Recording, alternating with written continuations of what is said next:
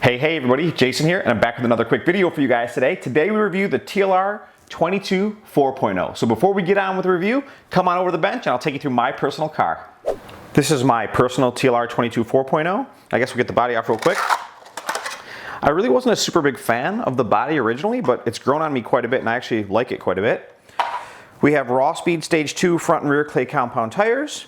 The setup is completely stock right out of the box still, so it's kit springs, kit oils, pistons, all that stuff. Up front we have a 6240 Spectrum Shorty servo, Airtronics antennaless receiver, Orion R10 Pro speed control, ProTech RC 4900 milliamp Shorty battery, and then a Reedy 7-turn motor. The car came with the TLR wing, but I replaced it with the raw speed laser cut wing, and that's about it. That's my personal TLR 22 4.0. Okay, let's talk a little bit about the build. Overall, my build went really well. There are a few screws that are a little bit tight. There are callouts in the manual to use black grease on some of these, like underneath the transmission case and in a few other locations. I tend to use chapstick just because it's, I don't know, a little bit cleaner, a little bit neater for me. I don't really like the idea of screws being as tight as they are in some of these kits, just like the associated kit, but I have to believe that the manufacturers have decided that it's a little bit better to have screws that are a little bit too tight as opposed to have screws that are a little bit too loose. So it's not a big deal. The transmission didn't spin quite as freely as I would have hoped right out of the package. This is probably due to the fact that there are now spacers that allow you to control the diff height up and down. This is a feature that was first seen by me in the old Serpent two-wheel buggies, or the early generation of the Serpent two-wheel buggies. Overall, I thought the build was very, very good. The manual, my last gripe about the build, I wish the manual, instead of just having part numbers for the screws, I wish they would actually put the size of the screw, like in parentheses, underneath the part number, because it's not always perfectly apparent what size screw. You can't always tell from the part number exactly what screw they're asking for. But overall, I thought the build went really good. Everything was in the box and accounted for. Fit and finish was very good. No complaints. Performance. Let's talk a little bit about performance. There are really two areas that this car shines brighter than ever, if you ask me, and I think it's performance and it's value. And we'll get into value just a little bit later. But I always break performance up into three specific sections: acceleration and braking, jumping and landing, then of course cornering. Acceleration and braking, the car right out of the box, it generates a tremendous amount of rear grip when it's set up right, especially on power. Off power, it's a little sketchy, and we'll talk more about that here in a few seconds. Jumping and landing, take a quick look at this clip of the car landing this Dragon back here at my local track, and you can see it just lands so plush. There's something about the suspension. I don't know if it's specifically the geometry. My guess is that it has something to do with the larger diameter shock shafts displacing just a little bit more oil than some of the competing cars. But this car just jumps and lands so plush. And last but not least is really cornering. That's really where time is made up on the racetrack. It's cornering. It's getting to the corner fast. So I want you to watch this clip right here. Watch the car land and just rip through this corner so smooth and so predictably. I was just blown away by how well this car, when it has the right setup on it, just rips through the corner. Now with this all said, the box setup could be better. It feels like I've heard so many guys that kind of aren't happy with the box setup, and I don't know exactly if it's grip. Like on super high grip, the car seems to do really well right out of the box, and super low grip, not so much. The box setup is medium at very best. In fact, it may be one of the weaker points to the kit. But with that said, there's guys like, there's TLR drivers, Frank Root, Jake Thayer from OCRC, and they have really solid proven setups. My local track owner, Randy Rains, actually has his car set up super, super good. I mean, it's like maybe as good as any two-wheel I've ever driven. So if you're not super happy with the setup right out of the box, maybe consider looking into one of the other setups from a guy like Jake or Frank. But the car just generates a ton of grip in the rear end. It's very predictable. It has a lot of forward drive out of the corners and just corner speed. You know, if I had to compare this car to say my B6, for instance, which is a car that I love and still race to this day, I feel like when you get these cars balanced with the same amount of steering, the TLR car just tends to generate a little bit more rear grip. When the cars have the same amount of steering and same amount of corner speed, I feel like the TLR car just has a little bit more rear bite out back. Just a little bit more predictable, a little bit more trustworthy when you're trying to yank on the throttle to get the car off the corner. So I guess that's it for performance.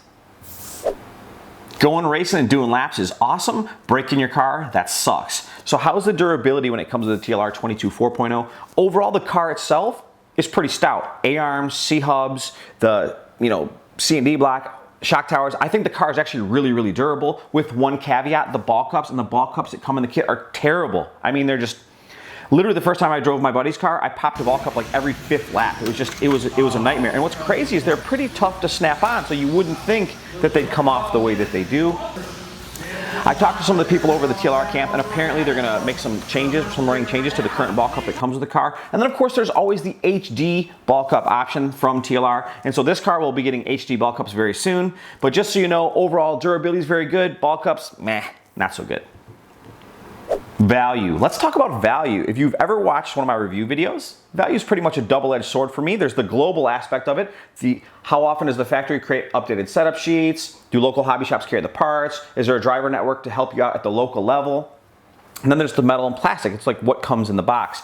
Globally, I think that overall, TLR is only second to Team Associated. There's no one else that really competes with them other than AE. When it comes to the metal and plastic, the kit in the box, this kit is king, period. All other kits have to bow. Here's why. Right off the rip for 330 bucks, they put both stand-up and lay-down transmissions in the box. The car comes with wheels in the box. It comes with aluminum shock caps and all machine shock internals in the box. Aluminum rear hexes, aluminum front axles in the box. Comes with strategically placed hard components in the box. A lot of other manufacturers, you'll see their drivers are running hard arms or hard rails.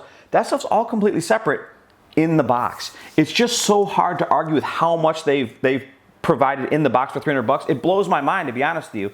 Not only that, but there's like a separate bag of actually tuning parts, all the pills and stuff to kind of tweak the car. So when you take into consideration the metal and plastic, what you get in the box, all the machine components, both transmissions, aluminum shock caps, all this stuff, the hard parts, and the global experience, and you average them together, I'd have to just say that this car, it's the king. Right now, this is the reigning king for bang for your buck if you're going out to spend money on a tool buggy.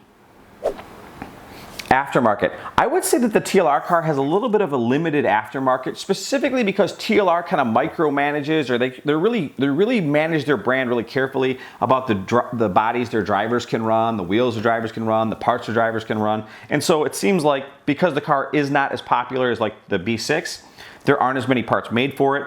And of course, the professional drivers aren't out there running all this aftermarket swag, so it doesn't have as much pull in the aftermarket, which means the aftermarket companies just don't want to make as much stuff for it. With that said, there are companies that make extra wheels for it. Of course, a lot of different bodies from Proline, J Concepts, Raw Speed, we're working on a body for this. Of course, there are a variety of different wings work. So there is an aftermarket that's alive and kicking, but it's not quite as robust as what you'd find on like an associated car. Let's talk conclusion. What's the bottom line for the TLR 22 4.0? TLR nailed it. I mean, there's only two things I think they could have done a little bit better in this car. Two things, and that's it. One, I think they should have put HD ball cups in the box. They wouldn't have this whole ball cup gate issue of the ball cups popping off as easily as they do. And two, I think the kit setup could have been a little bit better. And I'm not exactly sure why, but it's really weird because we've seen guys at my local track run out and buy the car, and then they abandon the car within a week or two. They just they didn't put the effort in to get it dialed. But the guys that have put the effort in are now starting to reap the rewards because the car's got so much corner speed, it jumps and lands so well, it's very predictable out back. It's just a very good car. And when it comes to value, there just is no other contender at this point in time. For 330 bucks, I mean, wheels in the box, aluminum shock caps, machine shock internals, both transmissions, a tuning parts bag, aluminum rear hexes. I mean, I could go on and on. So here's the main question. Should you abandon ship for whatever other car you're running and jump to the TLR, whether it's an RB6 or a B6 or who knows, whatever other brands are out there? If you're like me, I have a B6. It's dialed at my home track. I have really good setups for when I travel to other tracks here in my region. I have a gang of parts and there's a ton of support. So the TLR car isn't so superior in any one facet to make me want to abandon my other stuff. But if I were starting from scratch, that's where this car shines. If you're starting absolutely from scratch, it's a no-brainer. There's so much more in the box for the money you spend. It's hard to justify buying any other brand of car, no matter what you love. I think Kyosho makes amazing stuff. I love my AE stuff. But when it comes to dollars and cents and value in the box, just hard to argue with how much TLR is put in this box. So that's it. That's been my review. I hope you guys enjoyed watching this review just as much as I enjoyed making it. And hopefully, we'll see you in the next one. Bye-bye. I just want to say thanks again for watching my videos. I appreciate you guys watching. If you enjoyed this video, you'd be doing me a huge favor if you could either like, comment, or even better, subscribe. I post a lot of stuff on social media like Facebook, Instagram, Twitter, stuff like that. So if you want to catch up with me, I'll post this stuff up for you. And you can come on over, add me as a friend, follow me on Instagram, and you'll be able to see things that just don't make it to YouTube. Again, thanks for watching. We'll see you in the next one. This is the owner of my track, Randy Rains. We're here at Rain Man's Raceway, and I'm running stock, but the car is dialed, so we're gonna do some laps. I'm starting as the caboose, so who knows? Hey, did you put the transponder in the counter? All right, here we go. Stock Buggy doing a little publicity right now.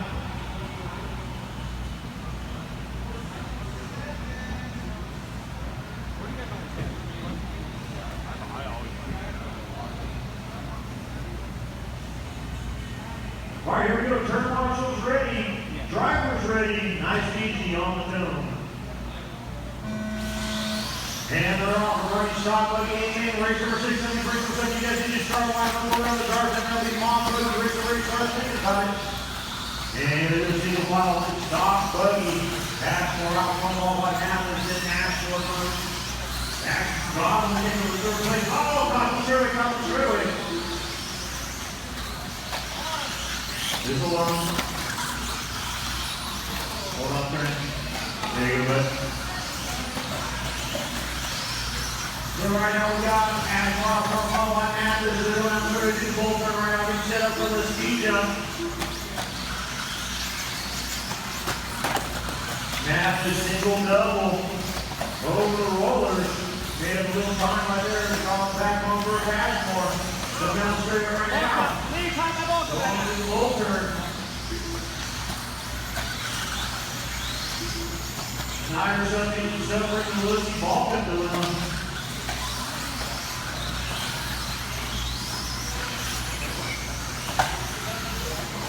So right now, Asheville, followed by Mathis, then Jake Bell.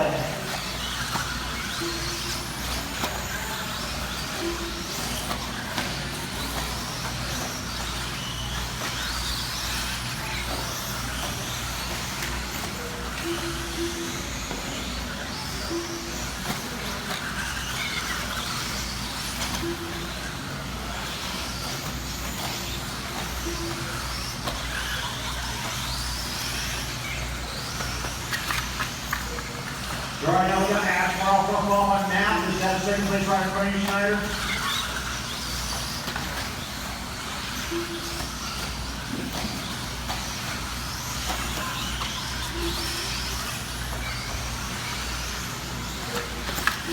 When he gets a little long, goes to the bolt turn. Mathis right there on his back bumper. Goes over the speed up here, goes to the rollers.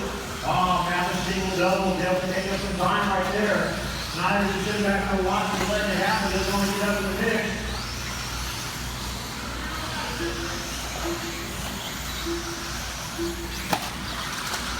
Mathis just on the inside.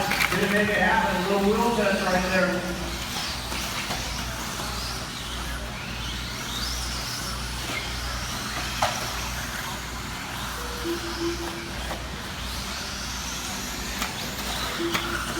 Mathis again looking on the inside. Oh, that double single cost him that time.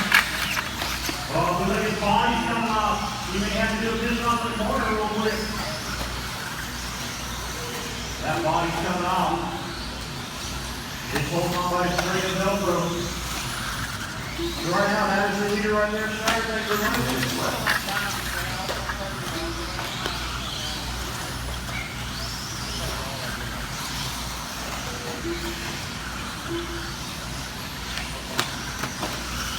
Third place, Jake Bell, going to the bolt turn right now. He is 7 seconds back from second place right now. From the leader, somebody needs to do. He's not crashing a ski jump, there's nobody there.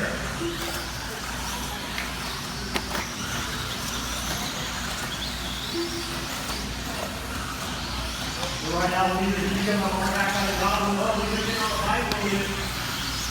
Jason Snyder is trying to get back on the lead lap.